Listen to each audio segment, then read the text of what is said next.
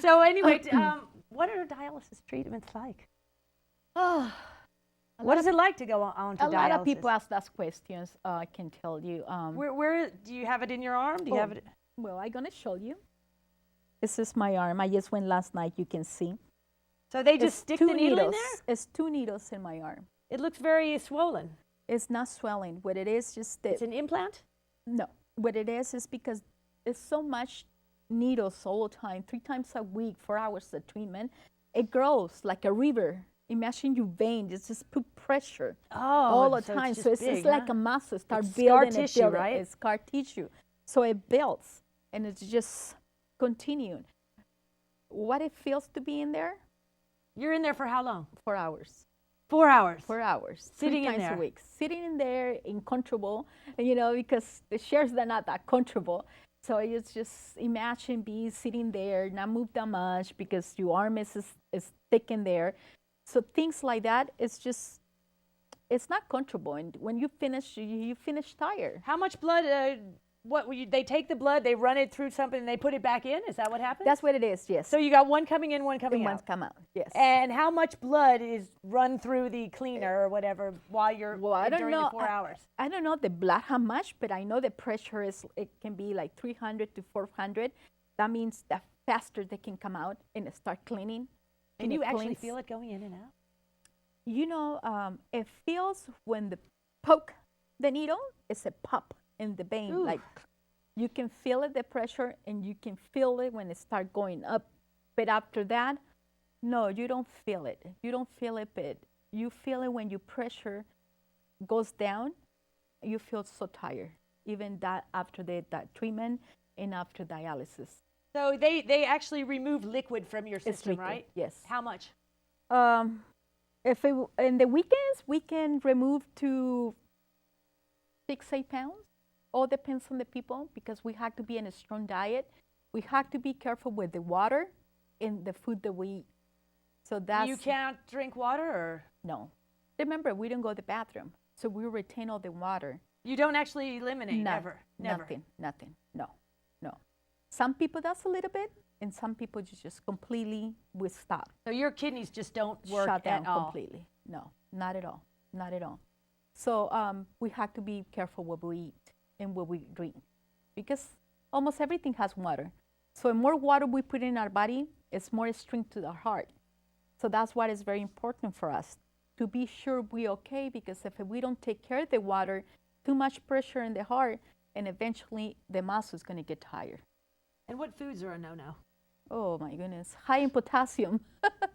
So no bananas? No bananas, no mango, watermelons, melons. All the good stuff. All the good stuff. So Okay. we just have to be careful with potassium and phosphorus. Phosphorus for us is everything lactose, like cheese, pizza. No cheese, no pizza, no beans, potatoes. All the good stuff is gone. Yes. So it's very hard. It's very hard because you have to limit yourself. But it's okay. We can be strong just to be sure what we eat and management we can have, and we be okay. Because I know a lot of people is depression, but they have family. They want to be here for them, husband, wife, sons, daughters, friends. Mm-hmm. So we just have to be strong.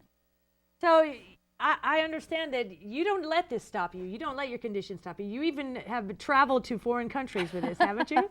Yes. So where have you been? The farthest that we went, Greece. Wow, Greece. on dialysis the whole time, huh? Yes. You have to make arrangements prior to? I make arrangements, yes. And everywhere we go. Can you visit every country in the world? Do they all have opportunities for dialysis? Yes. Every country has dialysis. So you must have to stay close to a major metropolitan area, right? Yes. That way you can go to the hospitals. But like I say, it's a blessing because we're so blessed that we have these machines. These machines that save us. Has Donate Life have branches in any other countries? No. They're just based in the U.S.? Yes, United States. That's a good point because a lot of people say, well, maybe my organs is going to go different country or something. No. Everything just United States. And I just want to say one thing. So many people in waiting list. We 106,000 people in the waiting list. And 106,000 people for and kidneys or for all kidneys. organs? This is only kidneys. Imagine that. And do you know where you are on the rank there? Do you know? Are you close to the top? Are you going to get your kidney soon? Let's say 3-4 more years, because it takes 1 to 10 years, and I'm 6 years already, so I'm just 4 more years at the most. Years, huh? You know, like everybody else. I pray for having sooner, but if not, it's just okay. Just keep going what I had to do. And you don't even know that when you get your transplant, maybe it might be rejected. It's a chance. Everything in life is a chance. You never know what's going to happen to you the next day in this moment, right? So why not? If it's a blessing and it's to be for me, hey, I take it. That's fantastic. Can you tell us about any of these other people on the board here? Or? Yes, Frankie is very special boy. He was not able to eat. So when he got a transplant for 4 years, I was the first one to eat, you know, a fruit salad meal because he has to get a transplant. He couldn't eat for 4 years? 4 years, no. What kind of organ did he need? What is it called? The stomach? It's something with the stomach. But he got a transplant. And I was And how old was he when he received his transplant? 10 years old. And so now he's fine? Now it wasn't rejected? Fine. No, he's fine. He's very good. Like her, remember, she's 14, and she has the liver of Frankie Herman. So that's very good to know the people, you know, out there. It's just surviving. It's just surviving everything they're getting. It's just amazing. You can see all these people right here, too. This is the transplant recipients, you know. Jesus, I know this guy personally. Jesus is a survivor. He got a heart. He got a heart. How old? Oh, Jesus is an older fellow, yes, right? Okay. He's an older, but he got a transplant for 20 years old. So he feels amazing. Every day he feels so strong and just amazing. He was in the hospital for 2 years waiting for a transplant, and he got a heart. So he's amazing, just doing fantastic. And it took? Yes. It takes something, you know. It's inspiration too for me. Manuel, look at Manuel. He got a transplant too. See? What did he get? Manuel got a kidney. Wow, no, I'm sorry, a liver. That's a liver. Look at you see? Oh, wow. Yeah. And now look at him now.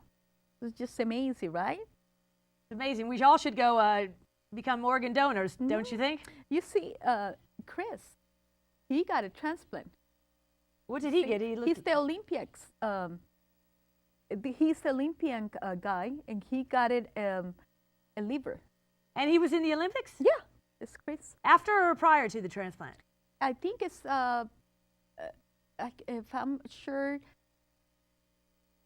before. So he was in the Olympics with his donated liver? Yes, before he received the liver in 2002, and he got the bronze. So anyway, about your case, one of your friends actually gave you a kidney, right? Yes. And was it immediately rejected? After a month, I got the bacteria. And I knew that my doctors tell me that I was going to have only 3 years life. So I was fighting it to not go back in dialysis.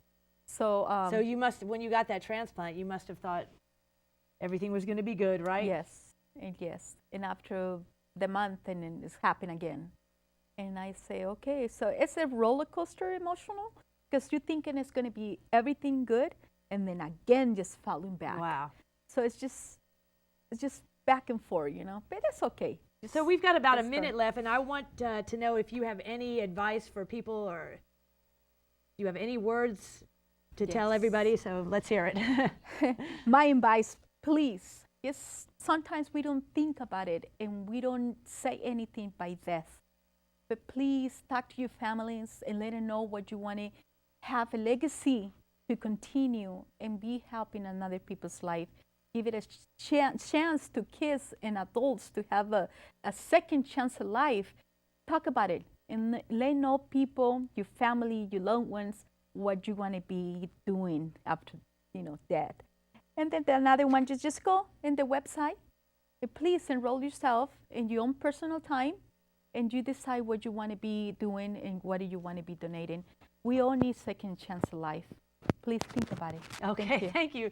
Thank you so much for coming on the show, Norma. It's been a pleasure. Thank you. Our guest has been Norma Rouse, and I'd like to remind you all to, if you have anything to scream about, to visit our website at www.standupandscream.net. Thank you for watching. Thank you.